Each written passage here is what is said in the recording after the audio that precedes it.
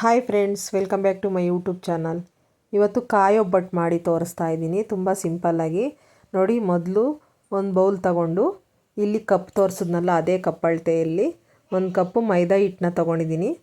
2 ಚಿಟಿಕೆ ಅರಿಶಿನ ತಗೊಂಡು ಈ ಥರ ಮಿಕ್ಸ್ ಮಾಡ್ಕೋಬೇಕು.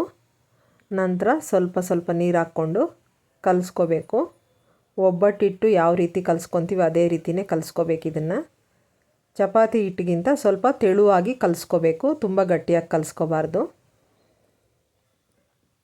ತುಂಬ ಸಿಂಪಲ್ಲು ಮತ್ತು ಬೇಗ ಆಗುತ್ತೆ. ಬೇಳೆ ಹೋಳಿಗೆಗಿಂತನೂ ತುಂಬ ಕಡಿಮೆ ಟೈಮಲ್ಲಿ ಈ ಕಾಯಿ ಒಬ್ಬಟ್ಟು ಆಗೋಗುತ್ತೆ ನೋಡಿ. ಈಗ ಕಲಸಿದ್ದಾದಮೇಲೆ ಸ್ವಲ್ಪ ಎಣ್ಣೆ ಹಾಕ್ಕೊಂಡು ಚೆನ್ನಾಗಿ ಈ ಥರ ನಾದ್ಕೋಬೇಕು ಹಿಟ್ಟನ್ನ. ನೋಡಿ, ಈ ಥರ ಸಾಫ್ಟ್ ಆಗಬೇಕು. ಒಂದು ಅರ್ಧ ಗಂಟೆ ಪಕ್ಕಕ್ಕೆ ಎತ್ತಿಡೋಣ, ಚೆನ್ನಾಗಿ ನೆನಿಬೇಕದು. ಕನಕ ರೆಡಿ ಆದಮೇಲೆ ಈಗ ಹೂರಣಕ್ಕೆ ರೆಡಿ ಮಾಡ್ಕೊಳ್ಳೋಣ. ಈಗ ಕಾಯಿನ ತುರಿದಿಟ್ಕೊಂಡಿದ್ದೀನಿ. ನಾನು ಒಂದು ಕಾಯಿ ಪೂರ್ತಿ ತೊಗೊಂಡಿದ್ದೀನಿ.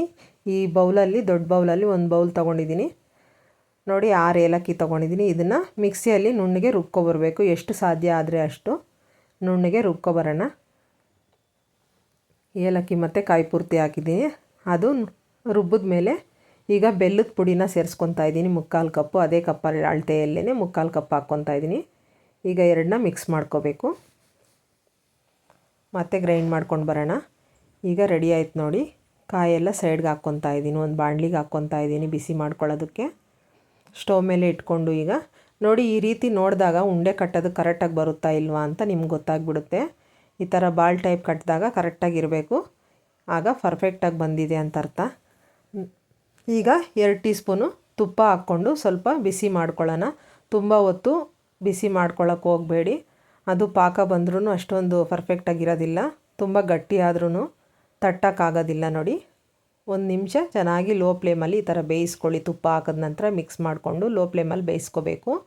ಯಾವ ಥರ ಅಂದರೆ, ನೀವು ಕೈಯಲ್ಲಿ ಈ ಥರ ಕಟ್ಟಿದಾಗ ಉಂಡೆನ ಅದು ಕೈಗೆ ಅಂಟಬಾರ್ದು, ಆ ರೀತಿ ಇರಬೇಕು. ಆಗ ಪರ್ಫೆಕ್ಟಾಗಿ ಬಂದಿದೆ ಅಂತ ಅರ್ಥ ನೋಡಿ. ಇಲ್ಲಿ ನಾನು ತೋರಿಸ್ತಾ ಇದ್ದೀನಿ. ಈ ಥರ ಕಟ್ಟಿ ನೋಡಿದಾಗ ನೀವು ಕೈಗೆ ಅಂಟಬಾರ್ದು ಅದು ನೋಡಿ. ಈಗ ನನಗೆ ಕರೆಕ್ಟಾಗಿ ಅದಕ್ಕೆ ಬಂದಿದೆ ಇದು ಕಾಯಿ ಹೂರಣ.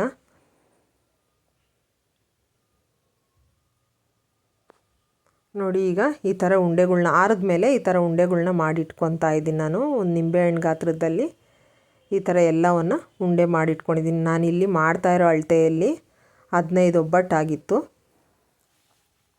ಈಗ ಕನಕ ಚೆನ್ನಾಗಿ ನೆಂದಿದೆ. ಈ ಥರ ನಿಂಬೆಹಣ್ಣು ಗಾತ್ರದಲ್ಲಿ ತೊಗೊಂಡು ರೌಂಡಾಗಿ ಬಾಲ್ ಟೈಪ್ ಮಾಡ್ಕೊಳ್ಳಿ. ನಂತರ ಈ ಥರ ತೆಗಿಬೇಕು ನೋಡಿ, ನೋಡ್ತಾ ಇದ್ದೀರಲ್ಲ. ಈಗ ಉಂಡೆ ಕಟ್ಟಿರೋ ಅಂತಹ ಕಾಯಿ ಹೂರಣನ ಇಟ್ಕೊಳ್ಳೋಣ ನೋಡಿ. ಈ ಥರ ಎಲ್ಲ ಕಡೆನೂ ಈ ಥರ ಕ್ಲೋಸ್ ಮಾಡ್ಕೋಬೇಕು.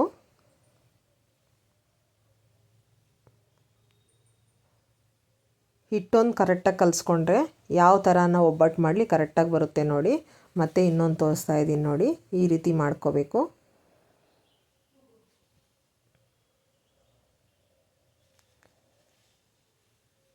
ನಮ್ಮ ಚಾನಲ್ನ ಇನ್ನೂ ಯಾರಾದರೂ ಹೊಸ್ದಾಗಿ ನೋಡ್ತಾ ಇದ್ದರೆ, ಸಬ್ಸ್ಕ್ರೈಬ್ ಮಾಡದೆ ನೋಡ್ತಾ ಇದ್ದರೆ ಪ್ಲೀಸ್ ಸಬ್ಸ್ಕ್ರೈಬ್ ಮಾಡ್ಕೊಂಡು ನೋಡಿ, ಸಪೋರ್ಟ್ ಮಾಡಿ.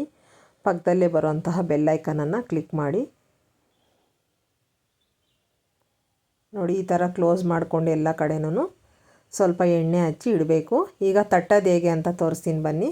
ನಾನಿಲ್ಲಿ ಒಂದು ದಪ್ಪವಾಗಿರೋ ಶೀಟ್ ಒಂದು ತೊಗೊಂಡಿದ್ದೀನಿ ತಟ್ಟೋದಕ್ಕೆ.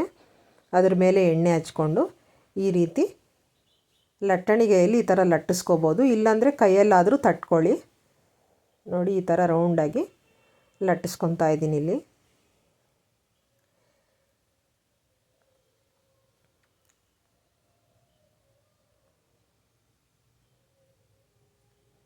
ತುಂಬ ಸಿಂಪಲ್ಲಾಗಿದೆ ಇದು ಕಾಯಿ ಒಬ್ಬಟ್ಟು, ಯಾವಾಗ ಬೇಕಾದರೂ ಮಾಡ್ಬೋದು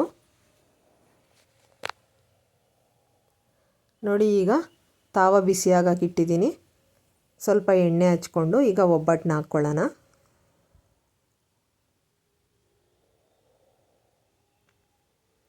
ಈಗ 2 ಕಡೆ ಬೇಯಿಸ್ಕೋಬೇಕು ಒಬ್ಬಟ್ಟನ್ನ ಚೆನ್ನಾಗಿ.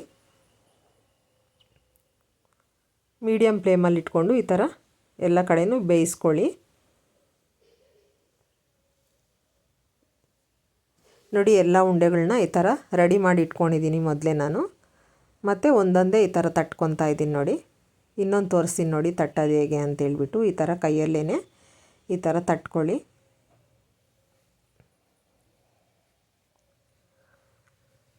ನಿಮ್ಮ ಕೈಯಾಗೆ ತಟ್ಟಕ್ಕೆ ಬಂದಿಲ್ಲ ಅಂದರೆ ಲಟ್ಟಣಿಗೆಯಲ್ಲೇ ಲಟ್ಟಿಸ್ಕೋಬೋದು.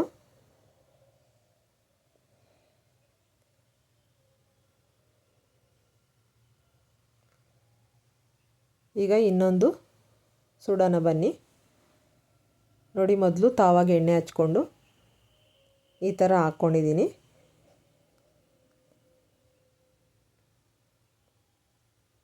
ಇದು ಮತ್ತು ತುಂಬ ಕಡಿಮೆ ಇಂಗ್ರೀಡಿಯೆಂಟ್ಸು, ಬೇಗನೂ ಆಗುತ್ತೆ.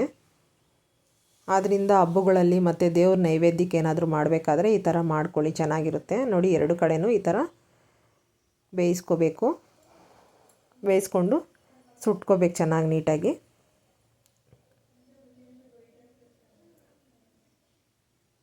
ಯಾರು ಹೊಸ್ದಾಗಿ ಅಡುಗೆ ಕಲಿತಾ ಇರ್ತೀರ ಅಂಥವ್ರಿಗೆ ಈಸಿ ಆಗಲಿ ಅಂತ ಈ ಥರ ತೋರಿಸ್ತಾ ಇದ್ದೀನಿ.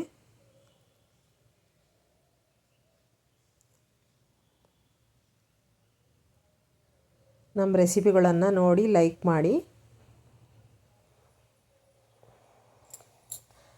ನೋಡಿ, ಈಗ ಕಾಯೊಬ್ಬಟ್ಟು ರೆಡಿಯಾಗಿದೆ. ನೀವು ಕೂಡ ಟ್ರೈ ಮಾಡಿ ಹೇಗೆ ಬಂತು ಅಂತ ನನಗೆ ಕಮೆಂಟಲ್ಲಿ ತಿಳಿಸಿ. ನೋಡಿ, ಇಲ್ಲಿ ತೋರಿಸ್ತಾ ಇದ್ದೀನಿ ನಾನು ಎಷ್ಟು ಸಾಫ್ಟಾಗಿದೆ ಅಂತೇಳ್ಬಿಟ್ಟು.